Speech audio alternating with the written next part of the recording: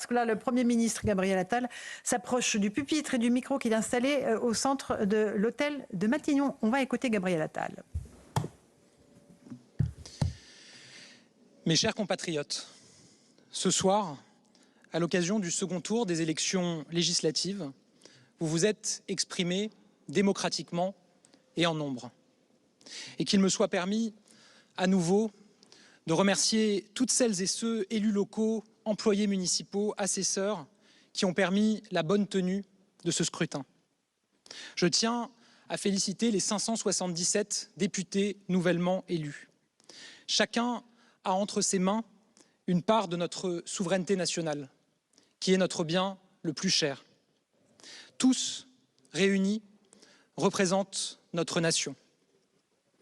Mesdames et messieurs, cette dissolution, je ne l'ai pas choisie, mais j'ai refusé de la subir. Et avec nos candidats Ensemble pour la République, nous avons décidé de nous battre. Mon engagement dans cette campagne était pour moi un devoir. Dès le début de cette campagne, j'ai alerté sur 3 risques. Le risque d'une majorité absolue dominée par la France insoumise, le risque d'une majorité absolue dominée par le Rassemblement national et le risque d'une disparition du mouvement qui incarne nos idées et nos valeurs. Ces 3 risques, aujourd'hui, ont été écartés par les Français. Ce soir, aucune majorité absolue ne peut être conduite par les extrêmes. Nous le devons, je crois, à cet esprit français, si profondément attaché à la République et à ses valeurs. Ce soir, le courant politique que j'ai représenté au cours de cette élection, celui de la République et du progrès, celui de l'autorité et du travail, celui de la transition écologique et de la construction européenne, est bel et bien vivant. Grâce à notre détermination, grâce à la force de nos valeurs, nous avons tenu et nous sommes debout, avec 3 fois plus de députés que ce que donnaient certaines estimations au début de cette campagne. J'ai évidemment une pensée pour tous les candidats Ensemble pour la République, et notamment pour ceux qui ont malheureusement perdu cette élection. Je pense aussi à ceux qui se sont désistés dans l'entre-deux tours. À tous, je veux leur dire mes remerciements, mon affection et ma fidélité absolue. Mesdames et messieurs, être Premier ministre est l'honneur de ma vie.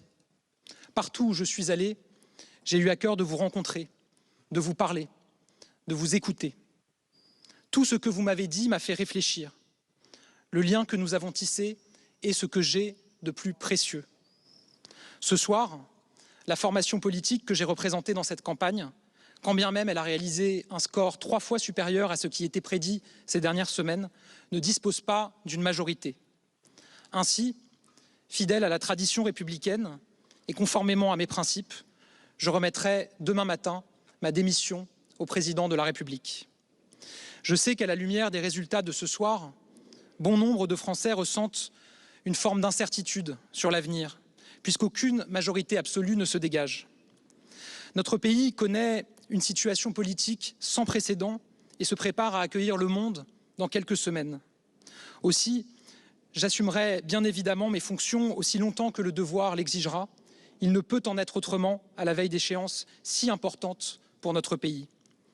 Sens du devoir et respect de la souveraineté du peuple, voilà l'image que je me fais des fonctions de Premier ministre. Mesdames et messieurs, ce soir, une nouvelle ère commence. Une nouvelle ère pour notre nation.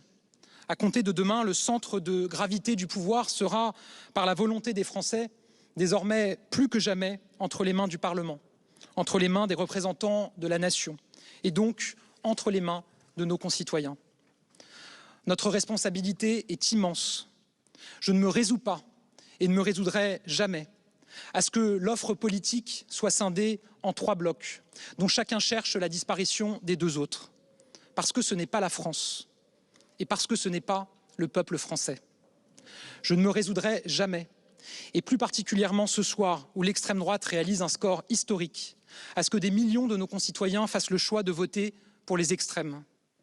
À ces Français, je l'ai toujours dit et je le redis ce soir, je respecte chacun d'entre vous, quel que soit votre choix.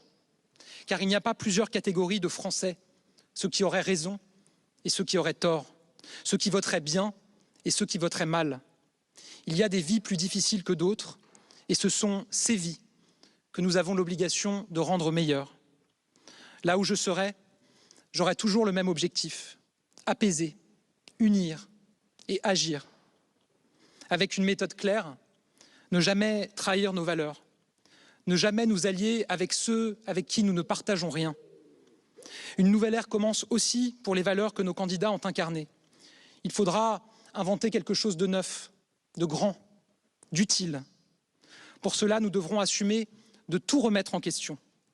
Dès demain, notre espace politique devra se mettre au travail pour bâtir une offre politique nouvelle, penser toujours et avant tout aux Français, à leur vie, et incarner à nouveau l'espoir pour eux, avec des valeurs claires, garantir l'union et ne jamais céder à la division, incarner l'autorité tout en conservant notre humanité, agir pour la sécurité, être du côté de ceux qui croient en la France, toujours, et du côté de nos compatriotes, sans cesse.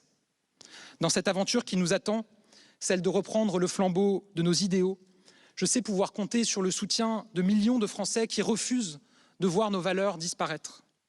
Je sais pouvoir compter sur nos députés nouvellement élus, qui m'ont dit combien nous devions changer pour répondre vraiment aux attentes qui parcourent notre pays.